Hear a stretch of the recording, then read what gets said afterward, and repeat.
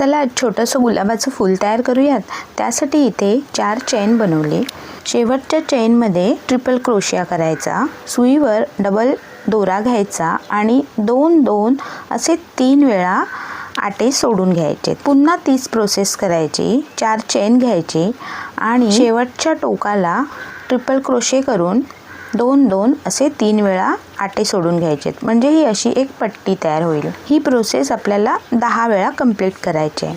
आता जी पहिली गोलाकार गॅप बनलेली आहे त्यामध्ये आटा न घेता एक सिंगल क्रोशे करायचे, त्यानंतर 5 डबल क्रोशे करायचे, म्हणजे एकदा सुईवर दोरा घ्यायचा आणि 2-2 असे 2 वेळा आटे सोडून घ्यायचे आणि शेवटी पुन्हा स्टार्टिंगला केलं तसंच एक सिंगल क्रोशे करायचे, म्हणजे आपल्याला एक गुलाबाची पाकळी तयार होईल। ही सेम प्रोसेस शेवटपर्यंत करायची आणि दोरा कट करून गाठ मारून घ्यायची। आता ही जी पट्टी आहे ती गोलाकार फिरवायची, म्हणजे छान असा गुलाबाचा आकार तयार दिसेल। आता मागच्या बाजूला सुईने हे व्यवस्थित जरा शिवून घ्यायचं आणि गाठ मारायची, जास्त घट्ट किंवा लूज नाही मारायची। हे थोडेसे जे दोरे दिसतात ते असे जाळून फिनिशिंग करून घ्यायची। क्लिपला ग्लू लावायचं आणि त्यावर गुलाबाचं फूल चिकटवून घ्यायचं। छान मस्त गुलाबाचं फूल तयार होतं।